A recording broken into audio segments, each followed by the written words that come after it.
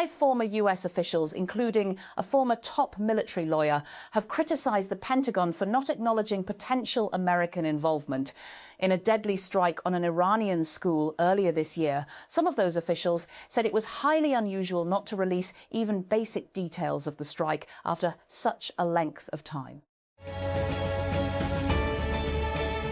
Nearly all of Europe experienced above-average annual temperatures in 2025, a year that included record-high marine temperatures and wildfires from the Arctic to the Mediterranean. According to the World Meteorological Organization, the United Nations body released its findings on Wednesday in a joint report produced with the European Centre for Medium-Range Weather Forecasts, ECMWF, painting a grim picture of climate change in the region. A football match that produced 5 goals in the first half, 4 more in the second, and delivered the most exhilarating end-to-end action seen in recent years is being hailed as the greatest UEFA Champions League semi-final of all time. Even before kickoff, the Paris Saint-Germain versus Bayern Munich semi-final on Tuesday was predicted to be a goal fest, but experts and fans have been left dumbfounded by the quality of football that bookended those 9 goals. And US President Donald Trump says Iran is in a state of collapse and has urged a swift lifting of the US blockade as Gulf leaders meeting in Saudi Arabia call on Tehran to rebuild trust after treacherous regional attacks. Meanwhile, Israeli strikes in southern Lebanon have killed 3 emergency workers in what Lebanese President Joseph Aoun described as a war crime. Indian-administered Kashmir. Rashid Ahmad Mughal was barely 6 when armed rebels barged into their home in Chuntwaliwar village in Gandarbal district of Indian-administered Kashmir. On a freezing January night in 2000, at about midnight, nearly a dozen armed men broke the window by force and entered the Mughals' home, where 6 people were asleep: 23-year-old Ishfaq, his 20-year-old sister Nasima, and younger brothers Ajaz, 8, and Rashid, 6, besides their 2 cousins. Sanitation workers under the Suthra Punjab program staged an unusual protest in Okara after not receiving their salaries for 2 months. In response to the delayed payments, workers dumped garbage on streets, in neighborhoods, and across marketplaces, deliberately making public areas dirty. Videos showing employees throwing trash onto roads have circulated widely. And Pakistan's pharmaceutical regulatory system has received a significant boost as the Central Drug Laboratory, CDL Karachi, operating under the Drug Regulatory Authority of Pakistan, DRAP, has secured pre-qualification from the World Health Organization, WHO. Officials said the recognition allows the laboratory to test medicines, ensuring compliance with global benchmarks for quality, safety and efficacy, stabilities and efficacy. And the Punjab government has suspended the issuance of FARD as part of a pilot reform to modernise land and revenue systems starting from Sahiwal on May 1. Under the new system, property transactions will be carried out through the Green Property Certificate, which verifies ownership, possession and legal status of land. Authorities aim to replace the decades-old FARD system entirely across Punjab by December 2026. Xiaomi has introduced 2 new open-source large language models, Xiaomi Memo V25 and Xiaomi Memo V25 Pro. Both models are released under the MIT license, allowing developers and enterprises to use, modify, fine-tune, and deploy them commercially. The models are available through Hugging Face and can be deployed locally on private cloud systems or through Xiaomi's API services. The company is positioning the new lineup for agentic workloads such as coding, content creation, workflow automation, scheduling, and long multi-step tasks. Banu, 1 terrorist was killed on early Wednesday when Banu police successfully thwarted a terrorist attack by repelling an assault on the Mazanga police post, officials said. According to police officials, heavily armed terrorists launched an attack on the post in the early hours of Wednesday. However, police personnel responded promptly and effectively, foiling the assault. After a year and a half of hosting all sorts of events, gigs and workshops, one of Karachi's few community spaces open to anyone and everyone, Kitab Gah, has announced that it will be shutting its doors on May 31. In an Instagram post, the management of the venue in Pex said recent gentrification of the area around the citizen-run public library had led to an increase in rent, which they could no longer afford to pay. With her 4-year-old nestled nearby, Dr. Sania Jaffrey consults from home in Karachi. With a patient on the other side of Pakistan via her laptop, she is one of thousands of Pakistani female doctors returning to practice through telemedicine after leaving the profession because of family obligations and workplace barriers to women in the conservative society. It is a very big deal that the United Arab Emirates, UAE, has announced its abrupt exit from OPEC, the Organisation of Petroleum Exporting Countries. The Emiratis were members even before they became a nation-state in 1971. OPEC is the organisation of mainly Gulf oil exporters, which for many decades controlled the price of crude oil by decreasing or increasing production and allocating quotas across its membership.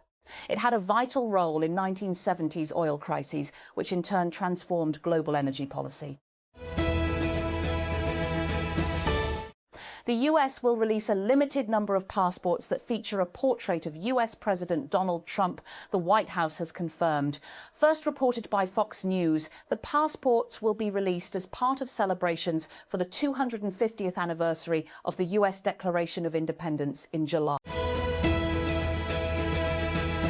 And King Charles III's visit to the US was meant to be a celebration of America's 250th anniversary of enduring Anglo-American ties and of the special relationship. But it has also been billed as a rescue mission, and the current state of US-UK relations is strained, a reflection of British reluctance to fully back the joint US-Israeli war against Iran. So the King's goal has been to ease those tensions with a royal charm offensive and, most notably, with his joint address to Congress on Tuesday afternoon.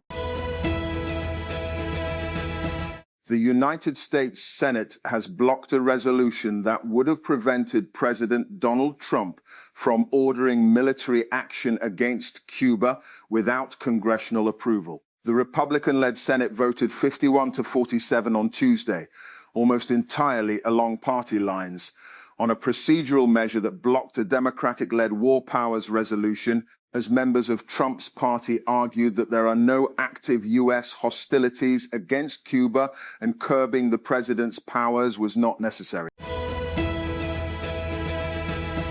As Iran stares down the economic consequences of a prolonged blockade of the Strait of Hormuz, attention is shifting north. With Gulf shipping lanes disrupted and oil exports constrained, Tehran may seek to depend less on the Gulf and more on a patchwork of railways, Caspian ports and sanctions-era trade networks linking it to Russia. A potential jet fuel crisis linked to the war in Iran could impact global air travel, with Asia expected to feel the effects first, according to International Air Transport Association, IATA Director General Willie Walsh. Walsh warned that a fuel shortage during the peak summer travel season in the Northern Hemisphere is becoming a growing concern.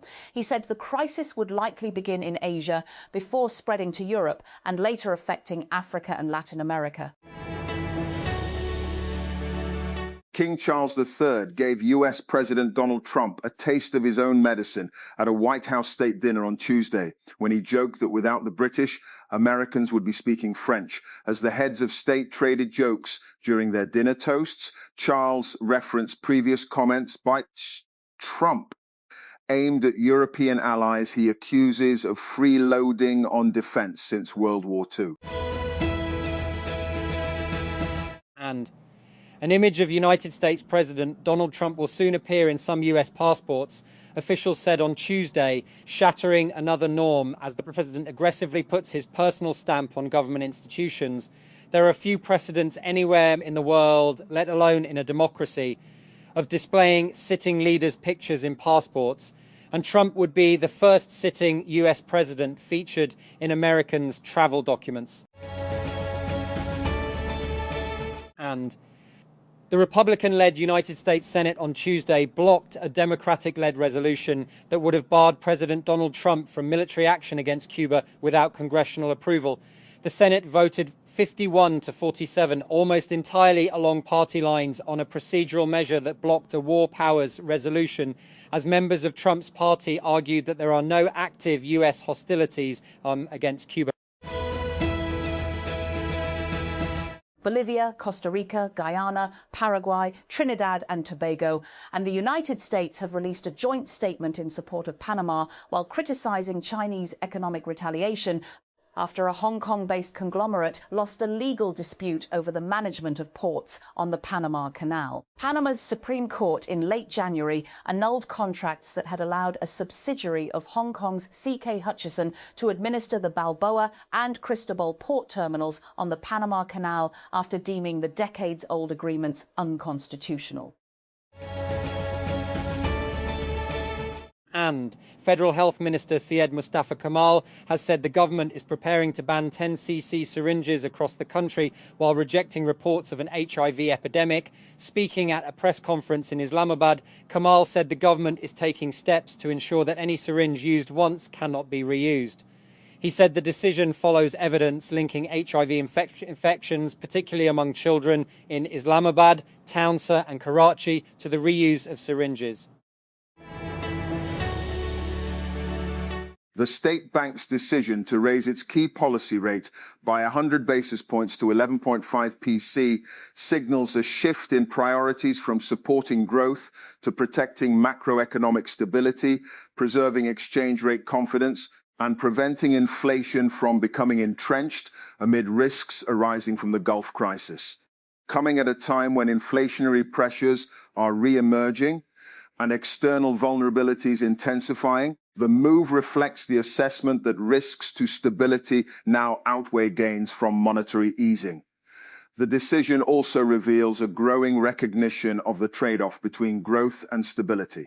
Headline inflation rose to 7.3 PC in March, while core inflation edged up to 7.8 PC and is expected to stay above the medium-term target range of 5.7 PC for much of the next fiscal as higher global oil prices feed into domestic costs. Pakistan's role as a mediator in the US-Iran conflict has placed it at the forefront of diplomatic efforts, prompting many to recognize the country as a middle power. This delicate balancing act in conflict resolution has garnered international acclaim for Pakistan. However, concerns arise regarding the sustainability of this prominent position, given entrenched geopolitical fault lines. In an increasingly fractured world order and the emergence of multilateralism, the role of middle powers has become more significant in the resolution of conflicts. However, this task is complicated when powerful countries use military force without regard for international laws. The illegal US-Israel war on Iran serves as a pertinent example. Nevertheless, the warring parties still require some form of mediation or facilitation to end the conflict. Confidence on the visible decline and, in the most optimistic estimates, impending demise of the American empire often refer to the Roman Empire 2,000 years ago as a cautionary precedence. And the notorious emperors Nero and Caligula are occasionally compared with the incumbent US president. Those comparisons might not be ridiculous, but there is potentially a closer, albeit lesser known, analogue. Commodus became co-emperor in his early teens during the reign of his revered father, Marcus Aurelius, best known for his philosophical meditations, and sole emperor for nearly 13 years from AD 180. Lee este artículo en español. Mexican federal forces have arrested one of the alleged commanders of the Jalisco New Generation Cartel, CJNG, Audius Flores Silva, who was considered a possible successor to Nemesio El Mencho Oseguera Cervantes, the CJNG leader, who died after a military operation to capture him in February. Lebanon's Prime Minister has accused Israel of perpetrating a heinous crime in the targeting and killing of civil defence emergency workers, 3 of whom were among 5 people killed in a double Israeli strike in southern Lebanon. 2 successive Israeli strikes on a building in the town of Majd al-Zoun on Tuesday killed 5 people, including 3 rescue workers who went to help those injured in the initial Israeli attack on the targeted building, Lebanon's Ministry of Health said. And United States President Donald Trump will feature on a new limited edition US passport being issued to mark the country's 250th anniversary in July. Officials said the latest area of public life to receive Trump's personal branding. The commemorative passports are part of broader plans to celebrate the milestone anniversary of the US Declaration of Independence, with events planned across the country next July. Islamabad, in an interesting show of lampooning, the National Electric Power Regulatory Authority, NEPRA, publicly confirmed that revenue-based load shedding is illegal, but the Power Division rejected this, saying the practice would continue nevertheless to avoid the addition of Rs 400 BN to the circular debt, already roaring back to 1.8 trillion from about 1.69 months ago. At a public hearing on an insignificant 27 pays per unit fuel cost adjustment, FCA, the government also reported that it was considering removing the petroleum levy on furnace oil to shield the power consumers from high tariffs because of the unavailability of liquefied natural gas, LNG, subject to clearance from the International Monetary Fund.